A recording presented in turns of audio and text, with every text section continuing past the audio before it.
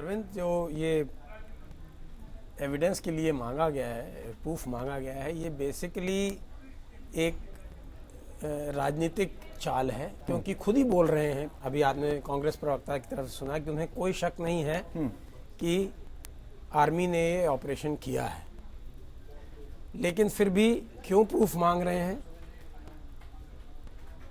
मतलब ये विरोधाभास देखिए खुद के ही उसमें। तो अगर जो इससे रोटी सेकनी है, और ये यहाँ से दर्शाता है कि कांग्रेस ने कुछ दिन पहले कहा और अभी भी कह रहे हैं कि हमने भी पहले किए हुए हैं ऑपरेशन। मैं आपको अब ये नहीं कहूँगा कि ये भी उस चीज़ के प्रूफ दिखाएं, लेकिन जिस मात्रा में, जिस साइमल्टेनिटी से इस बारी किया गया है, ये पहले नहीं हुआ है।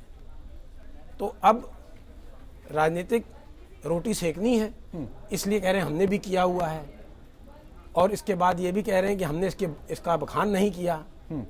अगर जो आपने बखान नहीं किया, आपने तो बहुत चीज़ों का बखान नहीं किया है जो आपने हुआ।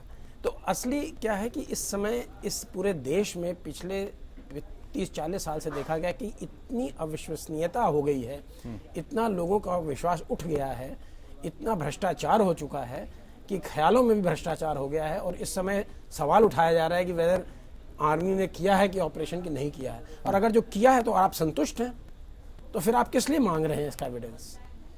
और क्या कह रहे हैं? अब देखिए, सकपकाए हुए आदमी की का दृष्टिकोण के कि भाई पाकिस्तान अपने लोगों को बरगला रहा है या उनको गुमराह कर रहा है, इसलिए हम चाहते हैं कि हम अपना एविडेंस दे दें। और दूसरा कारण इनका जो मैंने आनंद शर्मा जी की डिटेल सुना है, जो उन्होंने कहा है ऑफिशियली, और वो दूसरा क्या है कि वर्ल्ड को पाकिस्तान झूठ बोलता है, इसलिए हम उसकी सच्चाई नापने के लिए कह रहे हैं कि आप ये बताइए कि क्या वाकई ये ऑपरेशन हुआ है कि नहीं। क्या दुर्भाग्य है हमारा।